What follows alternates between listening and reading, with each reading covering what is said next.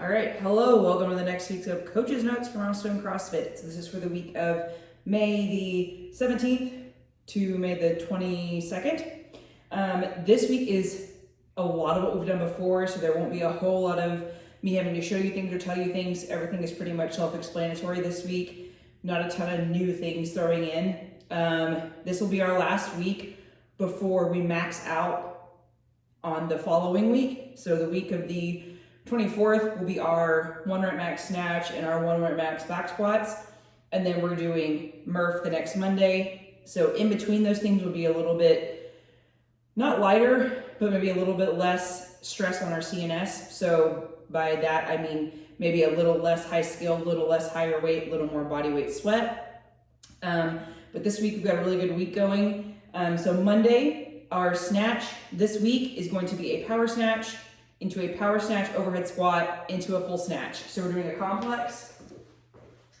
And the reason I'm doing this the last week before we get to actual snatching is it gives people a good idea of what a power squat and what a squat is.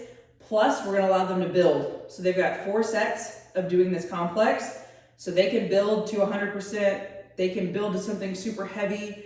I don't want them to hurt themselves or overdo it, but build to a heavy set for the day to kind of get our body used to snatching under some weight. As next week, we're going into that full squat snatch for a 1 rep max. So for us from the floor, we will do a power snatch, stand it up. We will reset from the floor. Do a power snatch, don't stand up, into an overhead squat. And then that third movement will be a full squat snatch. If people have trouble with the second one where they automatically stand up and then do an overhead squat, that's also okay. Just try to remind them like, hey, do the power snatch, catch it, and then write it down instead of standing up and doing an overhead squat. The workout for Monday is Cindy. For anyone planning to do Murph, they can do that in a weight vest if they would like. If they plan to do Murph with a weight vest, they may do this with a weight vest if they like. Really, we're just trying to get some good reps in a controlled time frame before we hit Murph on Memorial Day. That's all for Monday. The warm-up is fairly simple and self-explanatory. It's a lot of what we've done in the past. Just make sure before you get to the snatches, you give them a good Bergner warm-up. So even if it's just 2 or 3 reps of extend, high elbows, squat, just run them through that Bergner warm-up real quick. Tuesday, our workout is 8 rounds for time. We're doing 8 reps of each movement of a calorie row, box jumps, burpees, and then dumbbell snatches. Pretty self-explanatory and easy. I've done this one myself before. It doesn't take too long. I would think people will be able to complete it in 10 to 18 minutes, somewhere in there. I know that's a bit of a wide time frame, but some of our better bodyweight athletes that can do fast burpees and fast box jumps are gonna finish this one a little faster. And then people that have a harder time doing box jumps and burpees are going to finish a little slower because that is the real meat of our workout there. For that one, you can, if people don't want to row, then they can do about a minute of single unders if they want to, or a minute of jumping jacks, a minute of mountain climbers if someone is really against that 8 calorie row. But that's not in a normal scaling option. I wouldn't offer that up unless someone says, I'm not rowing. For box jumps, they can do step ups. Burpees, they can do burpees to a box if they want to scale that down. And then the dumbbell snatches just go lighter. After that, that's our workout for that day. Warm up is fairly self-explanatory with that one. I don't need to show you any of that. The successory work that day is something I did want to show you. So this is probably the thing that's a little bit newer for some people. So what we're going to do is take some dumbbells. We're gonna start the clock, everybody together, and they're just gonna stand with the dumbbells locked out overhead for a minute. So this will get heavy, this will get rough for some people. Big thing to tell them is I don't know if you can see my fingers from the light, but you don't have to grip this dumbbell. Let it sit like your hand is a little cup, like a little Lego man hand, and then make sure their shoulders and elbows are stacked so that you're using your skeletal structure to hold those up and you're not using your muscles out here where you're like this, trying to keep them or lean back to keep them overhead. So goal is to do a minute unbroken overhead, and then you're gonna go into a slow PVC press for 30 seconds. So just strict press, nice and slow, nothing crazy. Again, they don't have to grip the bar real tight. They can leave their hands open. Press, just make sure it comes below the chin. Doesn't have to touch the chest, just below the chin. Locked out, then a 30-second rest. So we're gonna do that for, we'll say 3 to 5 rounds. We'll let people choose this week. If they only wanna do 3 and they're tired and they call it, that's cool. If they wanna go a full 5, they can. Just let them know that that's their choice. They get to choose what they wanna do. Wednesday, we're doing running. It's a coach's choice warm up. Again, so just make sure everybody's calves, hips, quads, hammies, glutes are nice and loose and ready to run. The thing for today is we're doing running repeats, and the goal is to keep the same time within, I would say, 5 seconds.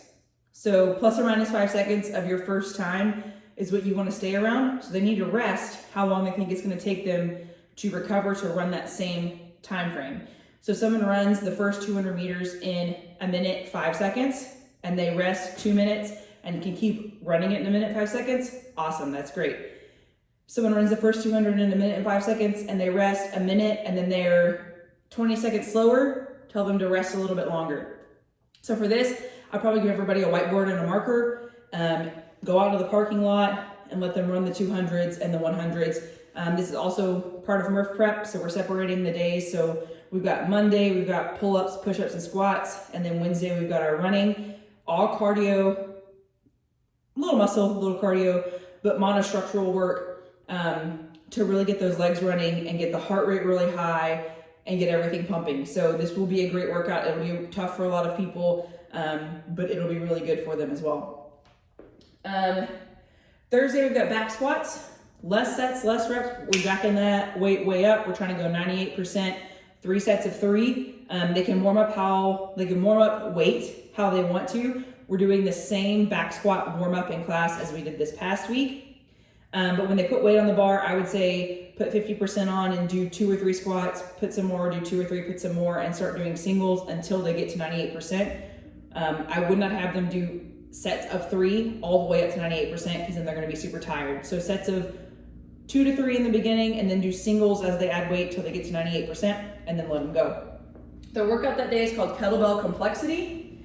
And what we're doing is we're doing 1 kettlebell man maker, 20 dubs, 2 kettlebell man makers, 40 dubs, 3, 60, 4, 80, increasing for an AMRAP of 10 minutes. So this one is focusing on these kettlebell man makers. So if someone chooses to do singles, just have them do 1-to-1. So just have them do 20 singles, 40 singles, 60 singles. Don't have them do double. So we're really focusing on this kettlebell man makers. I'm going to show you a man maker with the dumbbells because I don't have 2 kettlebells of the same weight.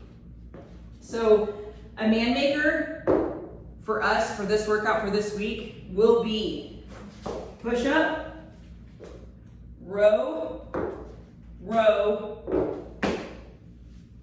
power clean.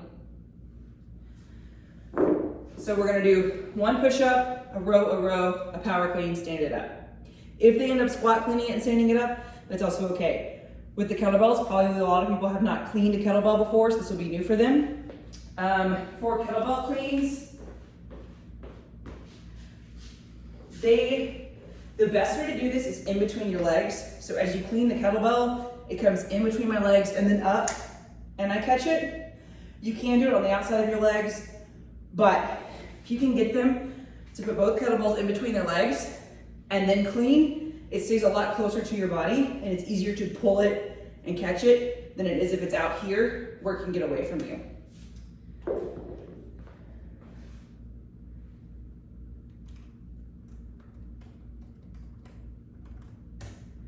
All right, that is Thursday. And then Friday, we have a partner day. So we're doing Elizabeth, which is a CrossFit girl workout.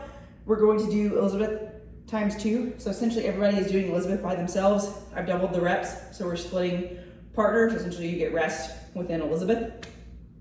And it is squat cleans and ring dips. So for the squat cleans, lower the weight. For the ring dips, we have a few options here. They can do ring dips, feet off the floor. They can do ring dips, feet on the floor and controlled. They could do box dips. They can do bench dips with their hands behind them. All I ask is that you get people not to use bands when they do ring dips. Just because bands are okay sometimes, but for ring dips, I would rather them not use the bands because it automatically keeps the rings closer to your hips and you don't have to control that. And I want them to work on the stability and the muscles that are forcing them in. When that band is at full extension and I'm down here in my dip, the band being under my knee is pulling those rings closer together. So I don't have to work on this stability. And then when I press up, I'm working on this stability, but it only goes so far, right? Because that band is in between them. So I'd rather them do these without bands today. So either on boxes, you can do them like we did this week with the dumbbells on the box or just hands on the box. And then obviously feet on the floor, just make sure they're underneath you or behind you, not in front of you. And then the ab work for that day is going to be partner workout. Essentially one partner will be working at a time, but they are going to help you. So you're gonna do med ball pass sit-ups. So those will be, I am laying down on the ground and my partner is in front of me and they pass me the med ball and I sit up and I pass it back. They pass me the med ball, I sit back and pass it back. And then you'll do those and then they'll do side tosses. So my partner still stands over there. They toss me the med ball from a side angle and I catch it here and then I throw it back. So they toss it towards me at a side angle, I catch it here and then I throw it back. So again, working on that rotation that we don't get a ton of in CrossFit. And then you'll switch sides. So from over there, they are throwing it to me, I'm catching it, slowing it down, and then throwing it back. And then it'll be 1-to-1. So they go, you go, they go, you go. Again, 3 to 5 rounds. They get to choose this week how much they want to do. I don't know who's coaching this Saturday. I have a workout planned. I would like whoever is coaching to at least go look at it. If you don't like it, please talk to me and we'll figure out something we can do that will not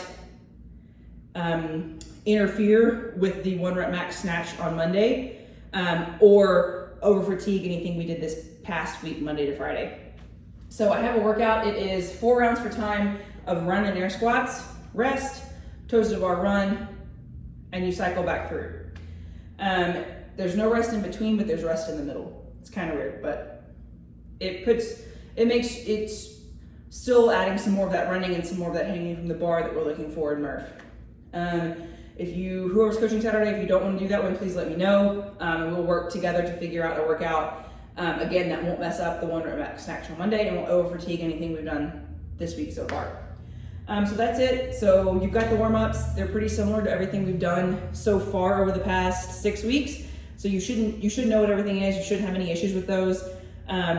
If the warm-ups are taking too long, if they take longer than 10 to 15 minutes, just cut them. If you notice that people are like in round 2 and it's been 10 minutes of a warm-up already, just be like, hey, we're not gonna do the 3rd round, come over here, grab a barbell. We only need about 10 to 15 minutes of warm-up. If anything's longer than that, just cut it, shorten it. If you think it's gonna take your people too long, just go ahead and shorten it yourself. Just make sure their heart rate gets up and their joints are getting loose. That's all we're looking for in those warm-ups. Y'all are doing great at coaching. You're doing great at sticking to the program.